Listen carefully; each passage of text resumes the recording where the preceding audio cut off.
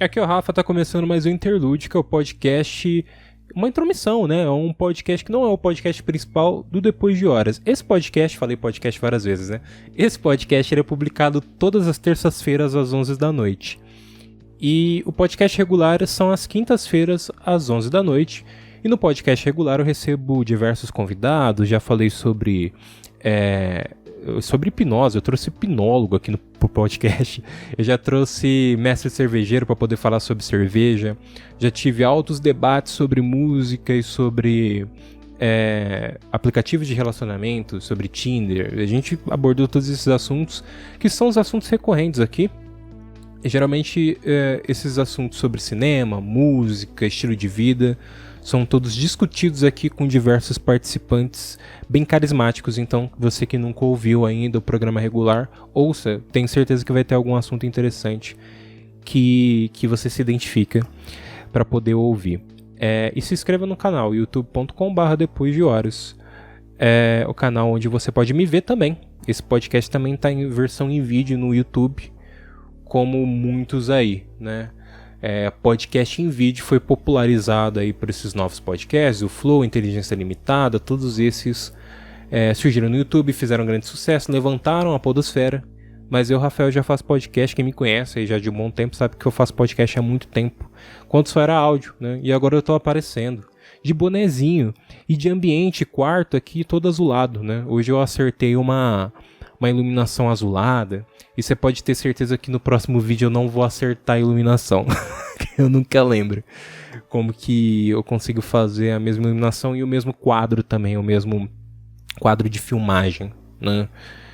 Mas enfim, e você que tem costume de apenas ouvir podcast, afinal podcast é áudio, né? Você vai ouvir quando estiver jogando videogame, quando estiver lavando louça, limpando a casa, esse tipo de coisa. Eu estou presente no Spotify, Deezer e Google Podcasts. Acompanhe, se inscreva ali no Spotify, clique em se inscrever ali no Spotify, que é bom, que aí você já recebe sempre os podcasts regulares e também o Interlude que está sendo criado agora, né? Agora são 2 podcasts por semana, não é um só. Tem o Interlude a terça-feira às 11 e o Depois de Horas, podcast regular às 11 na quinta-feira, ok? O que o Interlude é? Interlude sou só eu, não tem nenhum participante e eu geralmente trago alguns assuntos que eu acho interessante eu dar a minha opinião, né? E assuntos que eu saiba falar, tá, gente? Tem assunto que eu realmente não manjo. E, assim, tem aquela coisa, né? Toda opinião que eu dou aqui e os participantes dão são opiniões exclusivas nossas, né? E é tudo verdade dita e já escrita na vida, né? Então, se por acaso a gente falar alguma coisa que tá errada, na verdade não é porque a gente tá falando errado, a gente acha que é errado mesmo. Não, é porque a gente quer chamar a sua atenção para poder nos corrigir nos comentários. Então, se você acha que eu tô falando alguma besteira, me corrija no @depois de horas. Siga lá no Twitter e também no Instagram e dê sua opinião, mande sua mensagem, marque lá o @ no Twitter, fala, esse cara só tá falando besteira. E é bom. Esse daí também é engajamento, né? E, como eu disse, youtube.com/depois de horas, que tem o canal do YouTube lá, você pode deixar no comentário do vídeo também. Enfim, você inclusive que está assistindo no YouTube, tá vendo que não é um formato muito natural, assim, de vídeo, né? Geralmente os vídeos são mais editados e tal, tirando aqueles mais convencionais, né? De podcast que o cara já abre live. Eu não abro live, eu publico o podcast geral assim. E esse não tem corte, né? Então é um negócio que, se por acaso eu errar, falar besteira, vai seguir assim. Mas, enfim, direto ao assunto, quase 5 minutos sobre introdução. Hoje o assunto é sobre o bebê de Nirvana, por isso, inclusive, todo o tom azulado aqui do quarto. O bebê da capa do segundo disco do Nirvana, o Nevermind, ele processou a banda porque ele está alegando exploração infantil, exploração sexual. Eu preciso ler aqui o artigo, eu tenho base em artigos, né? E aí eu dou opinião sobre o assunto. Mas Spencer Elden, fotografado quando bebê na capa do álbum Nevermind do Nirvana, e hoje processa a banda por suposta exploração sexual, né? Como ele está alegando. Por que eu tô trazendo isso? Acho que talvez você já tenha visto isso, mas é porque não é o único caso. Tem outros casos também de pessoas que apareceram em capas de discos e se sentiram explorados ou nem sabiam que estavam aparecendo, né? Pra dar base, eu vou ler aqui o artigo do Space Elden. A capa mostra Elden com 4 meses em uma piscina, tentando agarrar uma nota de $1. Que está pendurada na frente dele em um anzol de pesca. Exato. A brincadeira da capa do Nevermind é falar sobre o capitalismo e tal, né? E, tipo, as pessoas correrem atrás do dinheiro. Velha história. Mas enfim, hoje, com 30 anos, Elden diz que seus pais nunca assinaram uma autorização de uso de imagem no álbum. Ele também alega que a imagem de nudez constitui pornografia infantil. Aí vem aqui, abre aspas, né? As imagens expuseram a parte íntima do corpo de Spencer e exibiram lascivamente as genitais de Spencer desde que era bebê até os dias atuais, afirmam documentos do processo protocolado na Califórnia. Fotos não sexualizadas de bebê geralmente não são consideradas pornografia infantil, de acordo com as leis dos Estados Unidos. No entanto, o advogado de Elden, Robert Y. Lewis... Nossa, agora eu passei vergonha, hein? Não lembro como que é Y em inglês. Argumenta que a inclusão da nota de $1, que foi sobreposta depois na fotografia que foi tirada, faz com que o menor pareça um profissional do sexo. Eu não acredito, eu não tinha lido isso aqui antes de começar a gravar o podcast. Enfim, aí o processo também alega que Nirvana prometeu cobrir os órgãos genitais de Elden com adesivo, mas que o acordo não foi cumprido. Elder afirma que sua verdadeira identidade e nome estão para sempre ligados à exploração sexual comercial que sofreu quando menor, distribuída e vendida em todo o mundo desde bebê até os dias de hoje. Sabe o que é curioso? Esse Elder, ele... Acho que vocês devem ter ouvido, você e o ouvinte deve ter ouvido falar sobre, ou não, mas... ao longo dos anos, sabe, desde a infância, a adolescência, até agora a vida adulta com 30 anos, ele reproduziu a capa do Nevermind, né? Ele sempre tirava fotos reproduzindo a capa, e ele tem Nevermind tatuado no peito, então ele abraçou a ideia de eu sou o bebê da capa do disco do Nirvana, né? Que eu acho um negócio muito positivo e tal. Então é no mínimo estranho, depois de muitos anos, ele aparecer querendo processar a banda, né? E a primeira coisa que você pensa, óbvio, é que esse cara tá querendo dinheiro, né? Que é o que dá a entender. O que é irônico, porque ele bebê na capa do disco tá buscando dinheiro. Então é... no mínimo irônico. Inclusive, o que é dito aqui, isso é bizarro. O advogado dele tá dizendo que dá a impressão de que ele, como se fosse um profissional do sexo, indo atrás do dinheiro, enfim, é uma loucura. Aliás, assim, a criança nua e tal, tipo, aquilo lá não consegue enxergar nenhuma perversão ali, não é o intuito da capa, né? Mas, enfim, ele pede uma indenização de pelo menos 150 mil, cerca de 795 mil reais, né? Nosso real tá desvalorizado pra caramba. De cada um dos 15 réus, que inclui os integrantes vivos da banda Dave Grohl e Chris Novoselic, o administrador dos bens de Kurt Cobain, a ex-mulher de Cobain, Courtney Love, e o fotógrafo Kirk Whittle. Os representantes do Nirvana e de suas gravadoras ainda não responderam às alegações. Enfim, eu fiz os comentários já aqui porque é loucura, né? Assim, me parece loucura, mas enfim. Eu não sei a sua opinião sobre, deixa aí no @depoisdehoras e no vídeo também no YouTube. Mas eu concordo com a ideia de que é muito irônico que ele, do nada, assim, sabe, depois de muito tempo, abraçando a ideia de ser o bebê do Nirvana, apareça querendo processar a banda por exploração sexual infantil, sabe, que não é um negócio nada leve, né?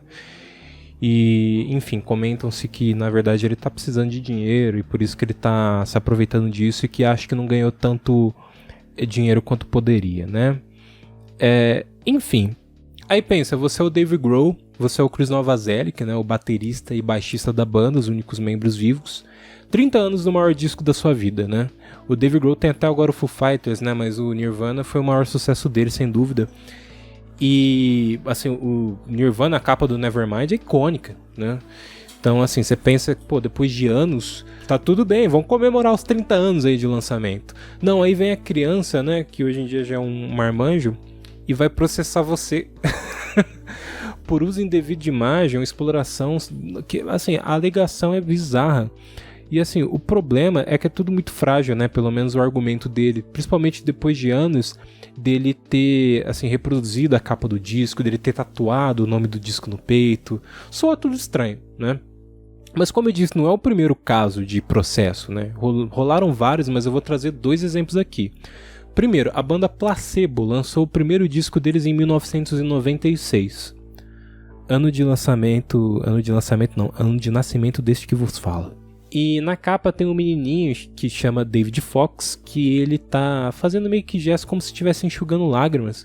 Ele tá com uma blusa vermelha e tal, tá fazendo meio que uma caretinha assim, um menininho loirinho. Enfim, parece meio inocente e tal.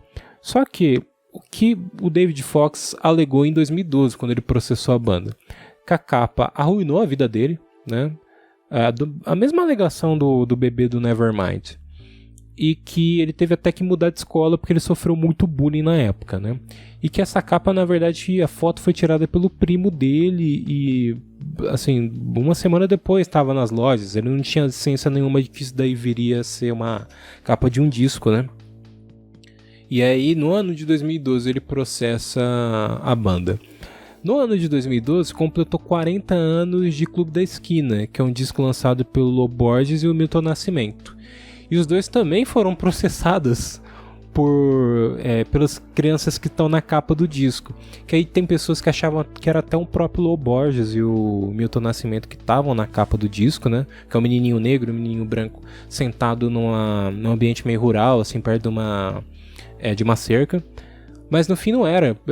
Era só uma foto aleatória de 2 crianças que não sabiam que iam pra capa de um disco. E aí nesse caso é mais justo, porque o que eles alegam, eles ficaram sabendo 40 anos depois, eles não faziam ideia que iam aparecer na capa do disco. Eles nem conheciam o disco nesse período, né? E assim, foi uso indevido de imagem, né? E aí a alegação é mais justa, né? E aí, pelo menos o que diz o Lobo Borges e o Milton Nascimento é que eles não faziam ideia de que eles iam aparecer na capa, qual que ia ser a capa do disco, ou que da onde veio a origem da capa do disco. Então não foi a escolha deles, né? Foi a escolha da produção, do estúdio. Essa é a alegação deles, que eles achavam que tinham liberação, mas na verdade a imagem não tinha. Muito bizarro o caso do garoto do Nirvana, né? Não acho que ele esteja correto, pelo menos não tem indicativo sobre, né? Não dá pra dizer, mas tem uma incógnita, né? E, aliás, eu falei tudo zoado agora. Aliás, vou trazer também outra capa de disco que teve processo, né? E isso foi na época mesmo, não foi anos depois, e esse daqui também é muito justo, né? E também, ao mesmo tempo, uma recomendação, porque essa informação eu estou trazendo da biografia de Anthony Kiedis, que é o vocalista do Red Hot Chili Peppers. A biografia Scar Tissue é ótima, né? É ótima porque, assim, eu sou fã da banda, mas acho que o porquê de eu gostar dessa biografia não está nada relacionado a isso. Me chamou a atenção ler a biografia porque eu sou fã da banda e eu queria ouvir a história do Anthony Kiedis, desse indivíduo meio maluco, né? Porque as pessoas do Red Hot Chili Peppers eu não boto a mão no fogo por nenhum, porque o pessoal é tudo pancada, né?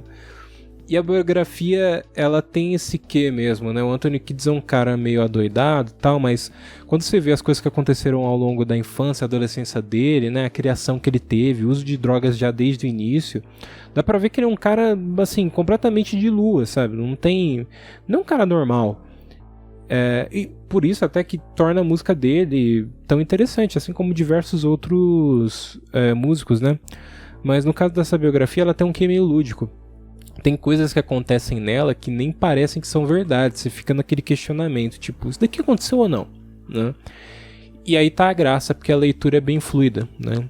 Então quando eu tava lendo, às vezes eu esquecia que era a história dele. Tipo, não sei pelos nomes e tal, eu esquecia que era o Anthony Kiedis do Red Hot Chili Peppers, nada a ver. Era a história de um cara e, tipo, a história do vício também desse cara. Tem histórias bizarras, sabe? Do vício que ele teve desde a infância até a fase adulta, ele se curar do vício, né? Ficar 5 anos sem usar drogas e depois voltar, de acordo com ele, por um acidente. Ele foi arrancar um dente, precisou usar anestesia. A anestesia deu para ele a sensação de usar drogas, né? Inclusive tem isso, né? Essas anestesias para quem foi viciado realmente pode dar essa sensação. E aí ele voltou a usar drogas depois. Assim, uma história maluca. E na biografia ele comenta sobre o disco Mother's Milk, que foi lançado em 89. É o primeiro disco com a formação mais conhecida da banda, Red Hot Chili Peppers, né? Anthony Kiedis no vocal, Flea no baixo, o Chad Smith na bateria e o John Frusciante na guitarra. E a capa do disco, tem até uma camiseta, mas eu tô com medo de mostrar aqui, porque no vídeo, né? Porque o YouTube é chato. O áudio não, o áudio ninguém vai ver, mas eu vou descrever pra todo mundo, né? A capa é uma moça com os peitos de fora. O nome do disco é Mother's Milk, porque a esposa do Flea na época estava amamentando, e aí ele quis fazer essa brincadeirinha, né? E aí a capa é os membros da banda todos pequenininhos sendo segurados pela mulher com os peitos de fora, né? E diz o Anthony Kiedis aqui, ele comenta que a ideia dele ser segurado por uma mulher imensa nua foi muito interessante, né? Por isso que ele resolveu aceitar a ideia e tal, curtiu pra caramba.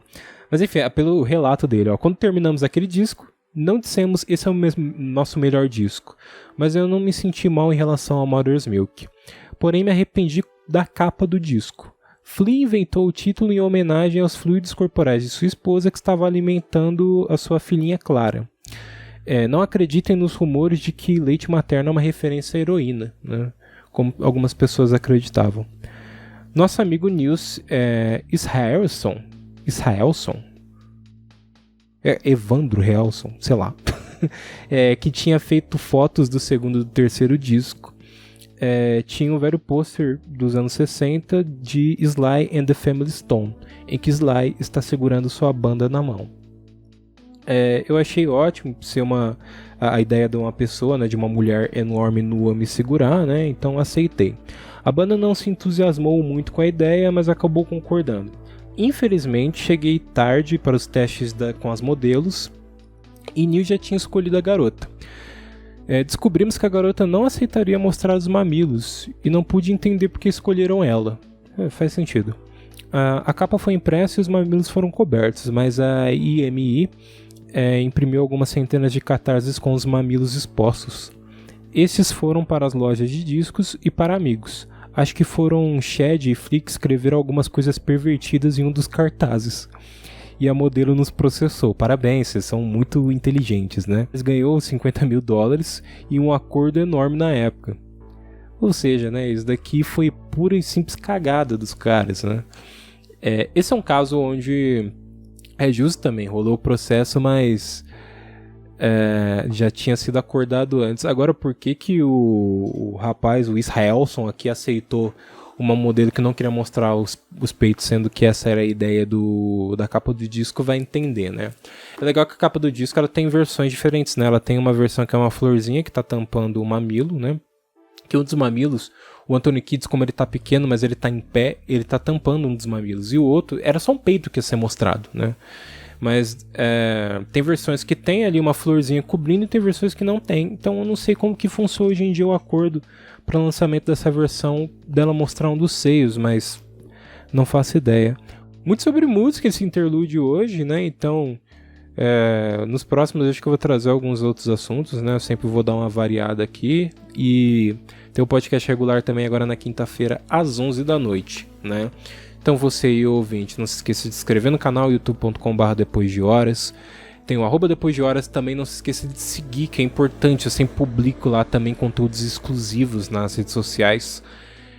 E é isso, fique em paz. Quinta-feira a gente se fala, né? Você pode responder o podcast também. Você é o tipo de... Aliás, boa pergunta. Você é o tipo de pessoa que ouve podcast e fica às vezes parando o áudio para responder as pessoas que estão? Porque eu faço isso.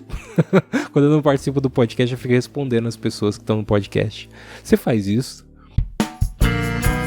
A produção deste podcast é feita por bancodecerebros.com.br.